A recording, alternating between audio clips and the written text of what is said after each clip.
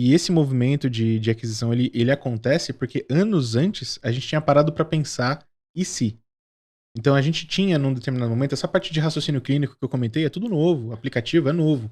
A gente começou com a anatomia. E quando a gente estava só com a anatomia, a gente tinha uma perspectiva de crescimento e tudo mais enquanto startup, mas a gente parou num determinado momento para pensar, e se um dia a gente tiver que fazer uma saída para um grupo? Para alguém comprar a gente, fazer um M&A? Qual é o asset que ele vai levar? O que ele vai comprar aqui? Ele vai comprar só a inteligência da galera? Vai fazer um acqui-hire, né? Que é quando você compra a empresa para trabalhar para você só? É só isso que vai ter? Como é que a gente constrói uma oferta uma oferta de empresa, tá ligado? Não é só uma oferta de produto, mas de empresa que ele tenha um direcionamento que faça sentido uma aquisição por alguém algum dia. Isso foi em 2018. A gente teve essa conversa. E aí a gente começou a pensar, putz, então a gente precisa pensar mais holisticamente na experiência das instituições, dos usuários e tal. E aí a gente começou a desenhar o que seria uma plataforma de educação baseada em VR. E aí, nessa plataforma incluía o aplicativo para celular, incluía casos clínicos, essas coisas todas, Sim. incluía tudo que a gente está conseguindo executar agora. Mas a gente desenhou isso e começou a construir nessa direção. Veio a pandemia, do que a gente tinha planejando, do que a gente vinha planejando de 2018 até a pandemia, a gente não executou quase nada. Ficou só no planejamento, porque a vida acontece. Né? Então, assim, o que está pagando as contas não é ideia futura, é produto presente, então vamos continuar desenvolvendo produto presente. Só que a pandemia faz a gente dar essa virada do tipo, maluco, ninguém tá comprando mais. Nem adianta mais você investir na anatomia agora, porque a galera não vai comprar. Então a gente começou a ver receita caindo vertiginosamente. A gente ia fazer um Series A no começo do ano, maluco. A gente tava com um term sheet assinado de um dos investidores, já 2,5 milhões ali, já assinado num term sheet para fazer a rodada. 3 semanas depois, lockdown, tudo começa a desmoronar, tudo. Todos os contratos começam a cair. E aí a gente tem que tomar algumas decisões. A gente vinha num ritmo de queimar a grana, porque a parada tava acertada já e tal. E aí vem isso, a gente fala, puta, congelou tudo, aí a gente vai precisar ser mais austero. Aí a gente reduziu o salário de geral da MED para poder não demitir ninguém. Conversou com todo mundo, falou, galera, o cenário é esse. Se a gente dividir o salário de todo mundo nesse tanto aqui, a gente consegue mais um mês de sobrevida sem demitir ninguém. A gente trabalha um mês e aí a gente vê o que acontecer nesse mês, a gente toma uma decisão pro próximo, se vai precisar cortar ou não. E aí a gente estabeleceu para esse mês algumas opções do que a gente precisava fazer. A gente precisava né? Fazer venda nova. Difícil, mas era possível, ainda mais depois da ideia do professor Luiz Otávio, que foi exatamente nessa época. Ao mesmo tempo que as vendas caíram, a galera começou a procurar muito mais a gente. A galera passou a jogar no Google anatomia, realidade virtual, porque não tem nada pro momento que estava se vivendo. E a referência no momento era a gente. Então a galera chegava na gente perguntando: o que vocês têm que eu posso usar aqui? E aí a gente falou: pô, esse professor fez isso. Talvez você consiga fazer aí na sua faculdade também. Então, assim, deu um gás ali pra gente tentar fazer uma venda. Uma outra coisa, fazer o desenvolvimento de um produto novo que esteja adequado a um novo cenário que a gente está vivendo. Então a gente pensou, dentro das ideias que a gente já tinha, o aplicativo que ia ser desenvolvido, ele casava 100%, porque ele tinha uma relação com o material no ensino presencial, o VR, que ficava lá na faculdade, só que o aplicativo é a possibilidade do aluno acessar esse material na casa dele. Então é como se a gente estivesse pegando o laboratório de anatomia da faculdade e colocando na casa dos alunos. E a gente falou, pô, isso aqui tem que ir pra frente, vamos tentar vender o projeto de desenvolvimento desse app pra gente conseguir levantar essa grana nesse período. Tem que voltar às conversas com o investidor pra gente conseguir avançar a nossa captação que tava rodando. E até mostrar a adaptabilidade da situação. Então a gente falou com um monte de gente, fez assim, na primeira semana, marquei reunião com todo mundo que a gente conhecia, de investidor, cliente, tudo, pra fazer pra sentir o que essa galera tava pensando. E ninguém sabia pra onde ia, né? Ninguém tinha passado por uma situação dessa, então foi bem interessante. Mas a gente chegou e falou, não, beleza, ninguém sabe, não significa um não. Significa um não sei.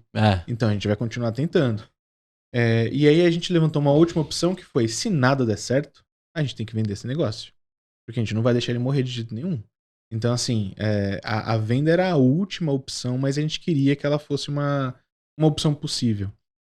E aí a gente foi trabalhar. Vender no sentido de entregar esse produto que a gente gosta tanto com alguém que tenha capital suficiente para dar continuidade. Exato, não morrer por força do nosso capital pessoal. No final das contas, grana, fluxo de caixa, por mais que você tenha uma empresa boa, se você não tiver isso organizado, não tiver uma saúde financeira, é difícil de ser de ir muito longe. Então a gente estabeleceu esses critérios. Todos eles deram certo. Todos eles. Que legal. Então a gente não precisou demitir ninguém, a gente ficou com o salário reduzido por 3 meses, no terceiro mês a gente já estava voltando à normalidade e a gente conseguiu vender. A gente conseguiu desenvolver um produto novo, o aplicativo. O aplicativo que a gente desenvolveu, ele foi mais escopado, né? Porque a gente precisou vender o desenvolvimento dele. Para alguém pagar pelo desenvolvimento. Não tinha um aplicativo pronto para vender licença. Então, a gente fez ele junto com o Incor. E deu pra gente levantar uma grana, a gente ganhou um prêmio com esse aplicativo. Mais um prêmio com uma grana boa, inclusive, da Agência Brasileira de Desenvolvimento da Indústria. A gente conseguiu voltar às conversas de investimento. Um banco latino-americano queria fazer o investimento na gente, estava avançando também. A gente recebeu 2 propostas de compra da MedRoom por grupos educacionais. A gente foi falar com os grupos, a estratégia para venda foi, a gente vai falar com os grupos, mas a gente não vai querer falar de venda, a gente vai querer falar de investimento.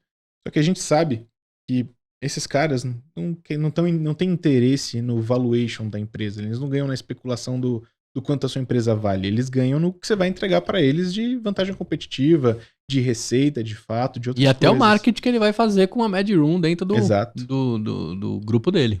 E aí, a gente sabendo disso, a gente vai e pede um investimento, mas a gente sabe que a proposta que vai vir vai ser de aquisição. E veio. E a gente recebeu as 2, foi comparando uma com a outra, foi vendo as outras propostas e a gente falou, putz, não vamos vender não. Porque o resto deu certo, estamos com dinheiro, deu para ganhar prêmio, tem investidor entrando. E a gente falou, putz, não vamos vender não. E aí, o que rolou foi, a gente colocou a mão na consciência e pensou com mais carinho. A gente viu movimentos de outros competidores querendo entrar no Brasil. A gente viu que a pandemia ia acabar se alongando por mais um ano, pelo menos. E a gente falou, bicho, vamos arriscar mesmo? Tinha 25 pessoas trabalhando com a gente. A gente vai arriscar 25 famílias. A compra mudaria a sua vida do Sandro dali pra frente, naquele momento? Não precisa abrir os valores, tá? Mas entrar aquele cheque mudaria a sua vida? Muda. Muda? Não muda drasticamente. Eu aprendi isso depois da venda, inclusive. Não importa quanto dinheiro você tenha, sempre tem mais gente com mais dinheiro, né? Mas assim, sendo bem curto, a gente consegue hoje ter uma vida confortável, conseguir comprar uma casa própria e comprar um carro, tá ligado? Entendi. Não virei bilionário nem nada do gênero. Entendi. Você pegou tipo 12 anos de executivo em 2, da grana que você teria de patrimônio. 6, vai. Tá bom, 6 anos. Tá bom, beleza. Não foi tanto assim, não. mas teve, tá ligado? E então, não é um negócio que muda, não muda a minha família, mas muda a minha vida, tá ligado? Não resolvo a vida da minha família, mas eu resolvo a minha. Acelera algumas coisas. Acelera. E não só pra gente, pô. A gente tava pensando também em quem tava trabalhando com a gente. Que, mano, se a gente... Beleza, vamos lá. Rola mais uma captação. Se essa grana não der pra fazer a execução que a gente precisa fazer porque a pandemia vai se alongar por mais tempo, a gente vai ter que fazer outra captação? Isso. Quem é que vai investir depois? E vai repartir muito demais o equity, né? E se a gente conseguir uma próxima, né? Porque esse cara tá investindo agora também numa aposta junto com a gente. Você tinha funcionários com vesting ou não? A gente não tinha. A gente tinha um acordo diferente. A gente tinha um acordo que era na linha D. O que a gente reduziu de salário, se a gente não conseguisse pagar de volta, a gente dava o vesting pra eles. Entendi. Mas a gente conseguiu pagar depois. Tá, você deu como garantia o vesting. Isso. Se eu não conseguir honrar com o que você me deu de fôlego, eu te dou da empresa porque é o meu maior... É isso aí. Legal.